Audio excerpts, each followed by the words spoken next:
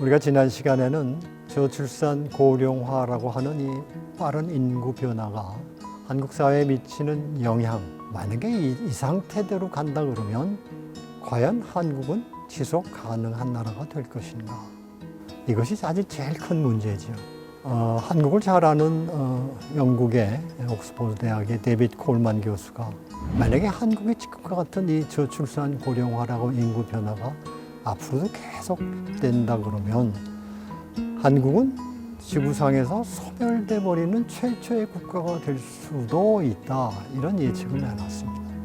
이번 시간에는 그래서 이 문제에 대해서 그동안에 한국 정부는, 우리나라는 무슨 일을 했고 그 다음에 앞으로 우리는 어떤 일들을 정책으로 해야 될 것인가, 여기에 대해서 말씀을 나누려고 그럽니다.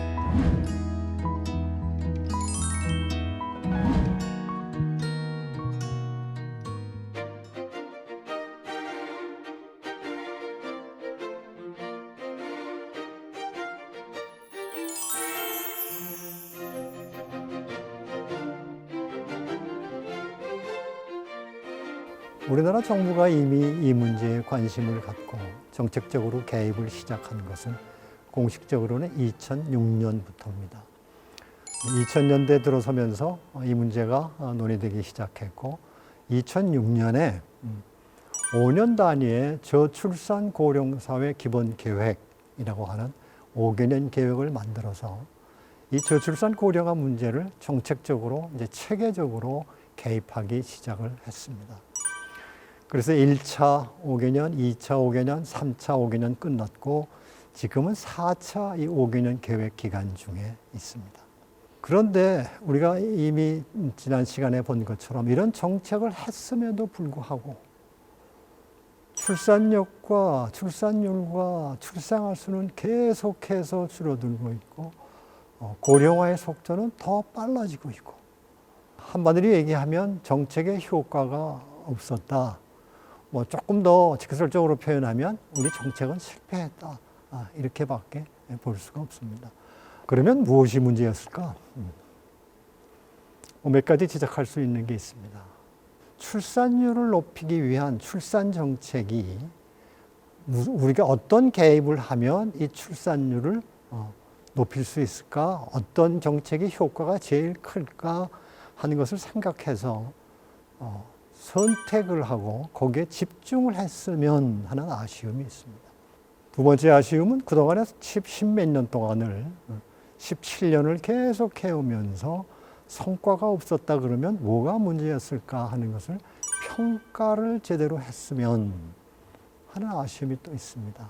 그동안에 5년 단위 계획이니까 5년 지나고 나면 한 1년여 아주 치밀하게 성과가 이런 성과가 있었고 이런 게 미흡했으니까 뭐가 문제고 다음 5년에는 이런 것들을 우리가 또 새롭게 시도해보자, 이런 정책에 대한 피드백이 있어서 계속해서 정책이 가다듬어지고 이렇게 했어야 될 텐데 그러한 노력들을 우리가 별로 하지는 못했습니다.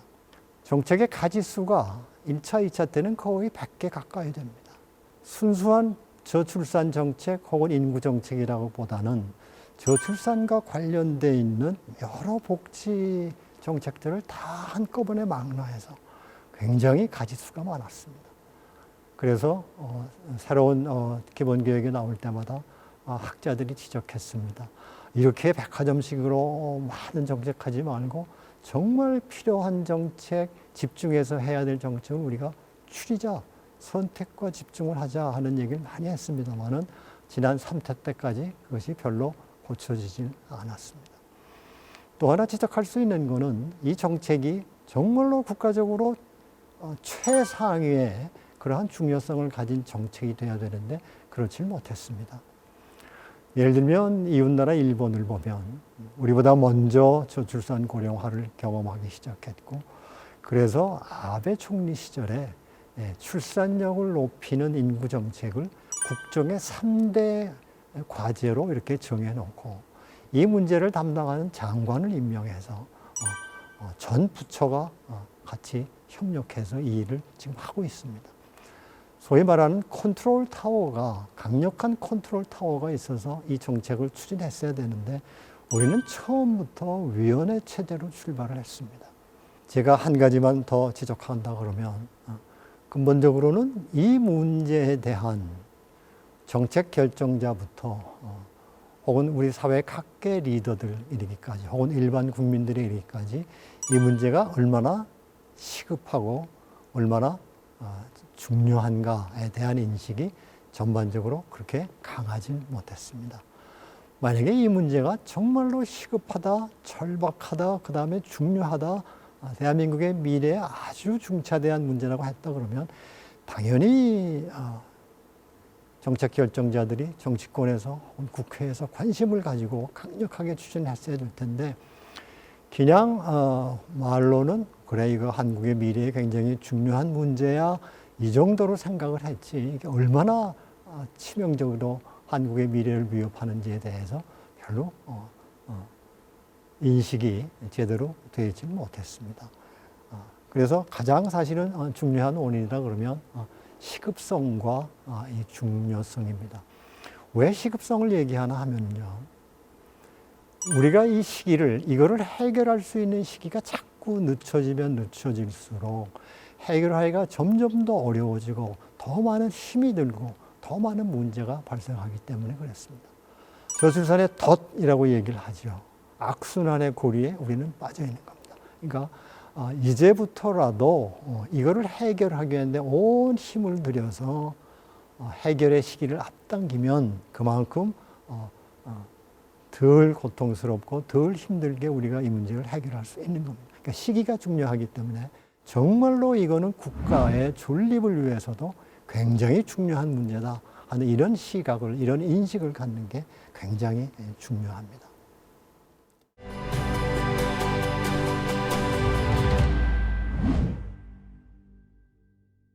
그래서 이제부터라도 이 정책에 대해서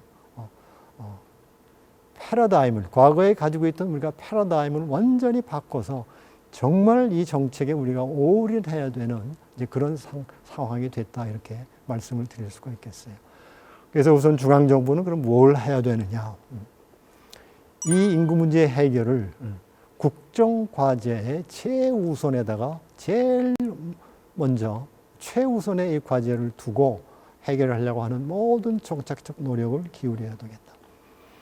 국정의 최고 책임자 대통령부터 이 문제에 관심을 가지고 모든 정치권이 이 문제 우리가 지금 해결하지 않으면 우리 다음 세대들한테 우리가 굉장한 고통을 안겨줄 것이다라고 하는 이런 인식하에 정말 과거에 비해서 몇 배의 노력을 해야 된다 이렇게 말씀드리고 싶습니다.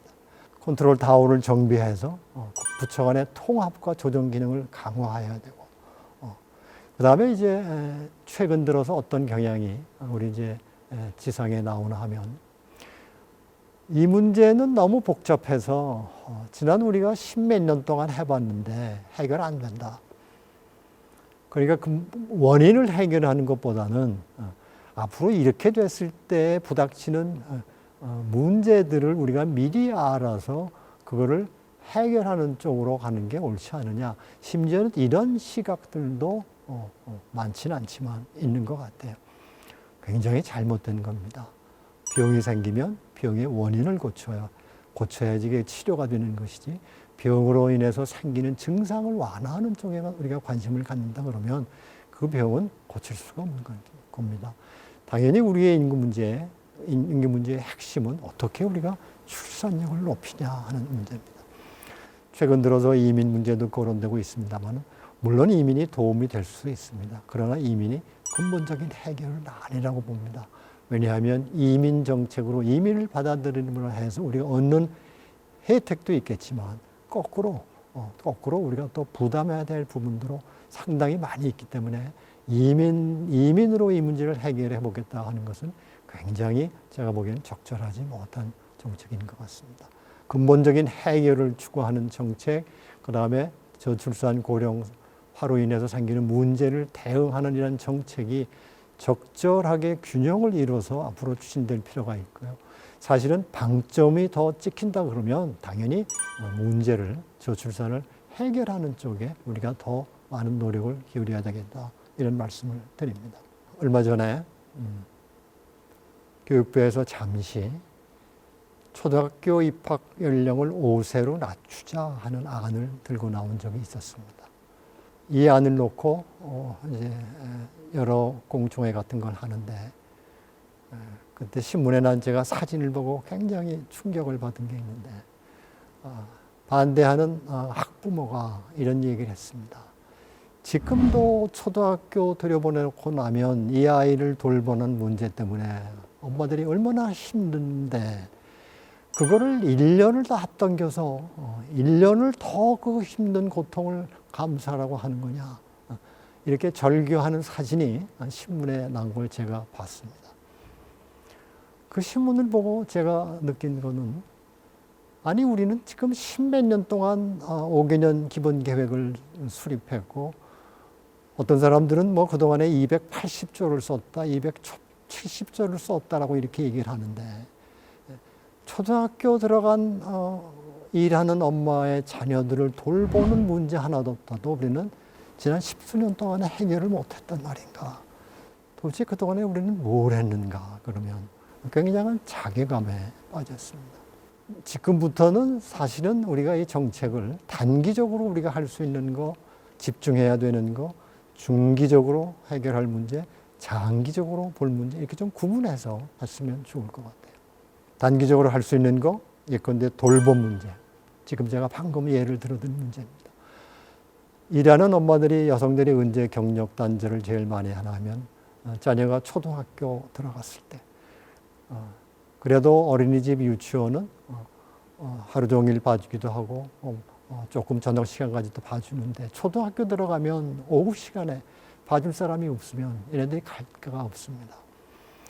그래서 뭐 학원을 뭐 두세 군데 뺑뺑이 돌리기도 하고 뭐 이런 일들이 우리 지금 주위에서 벌어지고 있는데 이 돌봄 문제 사실은 정부가 의지만 있으면 제가 보기에 시간 많이 안 걸리고 수년 안에 이거 해결할 수 있는 문제입니다.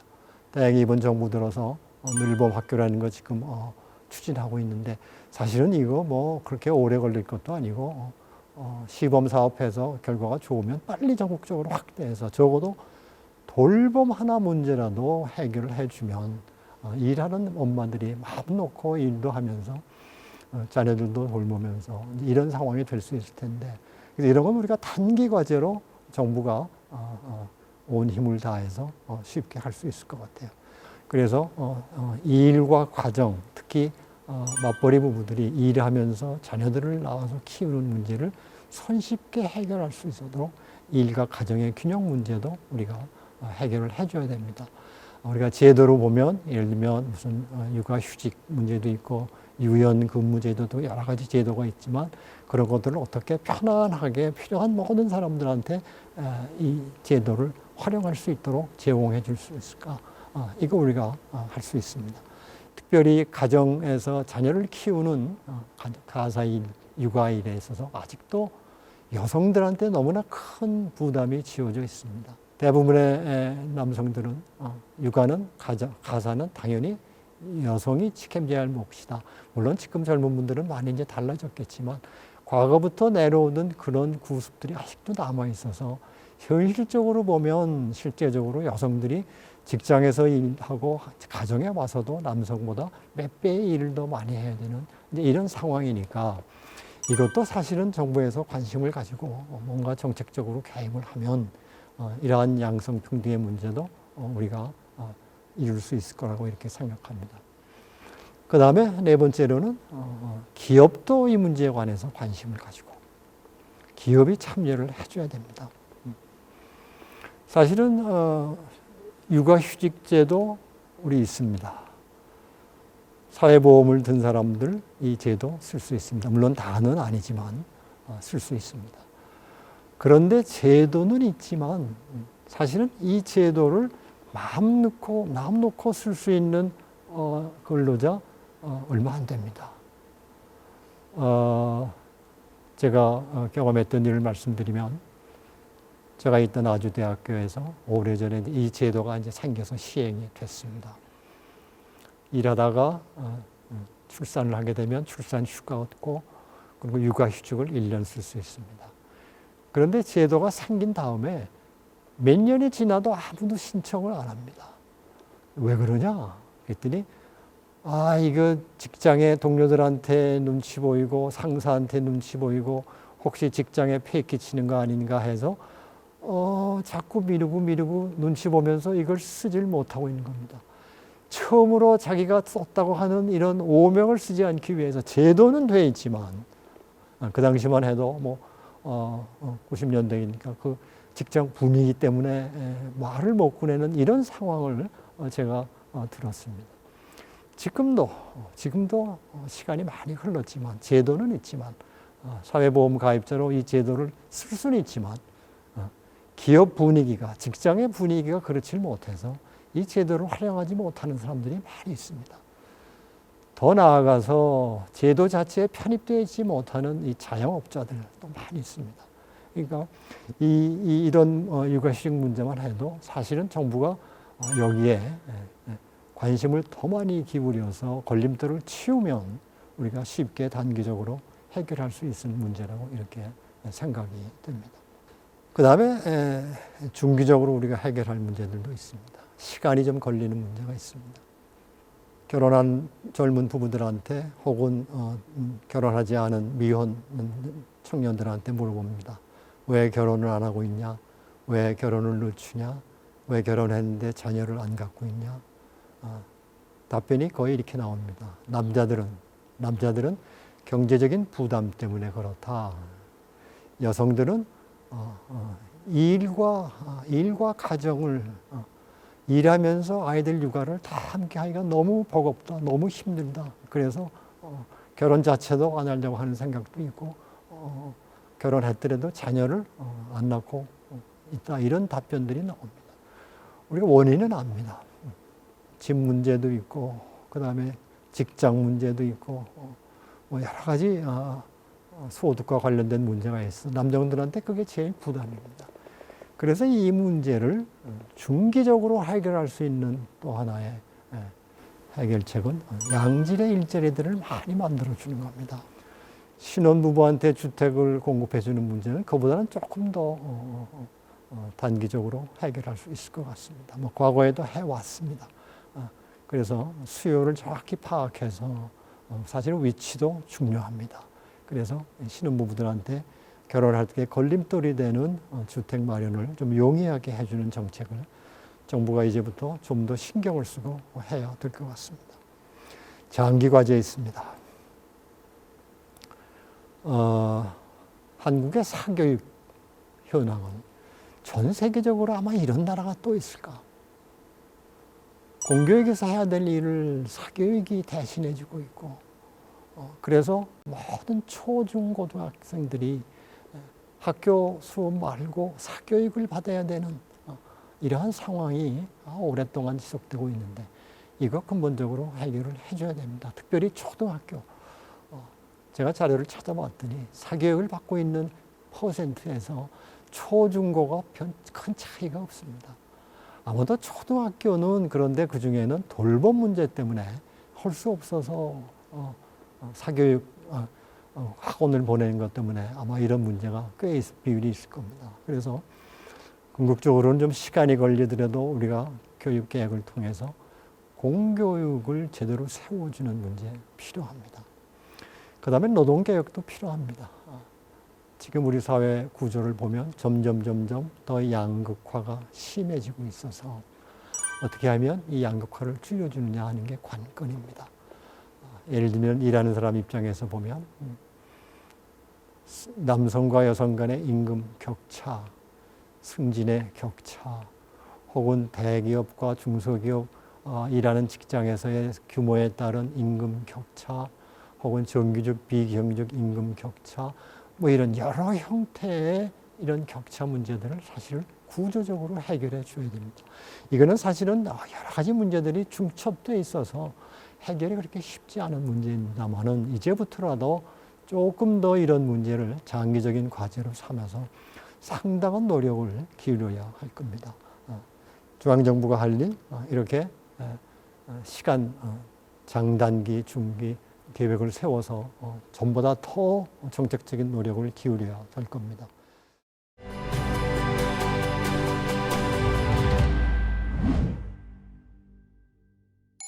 지방정부가 할 일도 있습니다.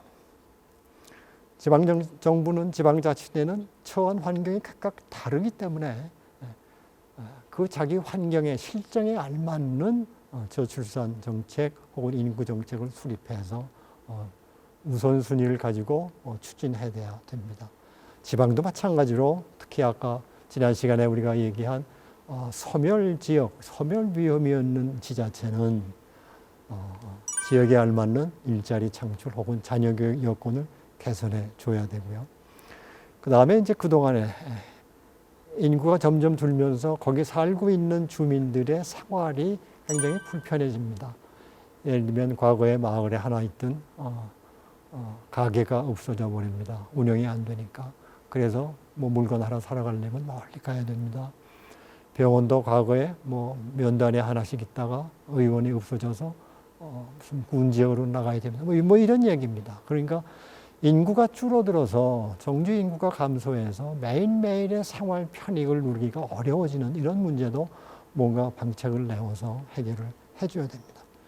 또 하나 이제 지방정부가 생각해야 될 문제 하나. 앞서 우리나라는 이미 인구 축소가 시작됐다 그랬습니다. 지방 웬만한 시군 인구 감소합니다. 그런데 아직도 우리는 과거의 구습에 젖어서 인구는 계속 늘어나는 게 좋다. 인구가 늘어나는 게 마치 지방자치단체 장의 치적이다. 이렇게 생각하고서 기본계획을 만들 때 인구를 자꾸 뻥튀기 합니다. 지방자치단체가 이제부터 명심해야 될 거. 우리나라는 이미 인구 축소 시대에 접어들었다. 우리 지역의 인구도 앞으로는 계속 준다. 그래서 그 점을 전제 조건으로 해서 계획을 세우고 뭔가 인프라를 공급할 때 인프라가 과잉되지 않도록 아주 조심해야 됩니다. 비용을 많이 들여서 뭔가를 만들어 놨는데 이용하는 인구가 없어서 그 시설을 유지하는데 그나마 적은 예산에서 유지비를 써야 된다. 이런 지자체들은 지금도 많이 있습니다. 앞으로 명심할 것, 인구는 줄어든 것, 그러니까 인프라가 과잉되지 않도록 지금부터 조심해야 됩니다. 아까 제가 기업 얘기 말씀드렸습니다. 기업도 장기적으로 봤을 때 인구가 감소하고 인구 구조가 달라지면 기업의 경영하고 결코 무관하지가 않습니다. 기업이 앞으로 몇십 년 뒤를 내다본다 그러면 기업도 이 문제에 관심을 가지고 적극적으로 정책에 참여해야 됩니다. 그래서 특별히 각 기업이 출산 친화 그런 환경을 만들어줘서 제도가 있는데도 불구하고 눈치 보느라고 못 쓰고 있는 이런 사람들한테 쉽게 휴가도 줄 수 있고 휴직도 해줄 수 있는 이런 식으로 바뀌어야 됩니다. 그 다음에 이제 마지막으로 사회 각계에서도 이 문제에 대해서 특별히 각계 리더들이 관심을 가지고 심각성과 시급성을 알려야 됩니다.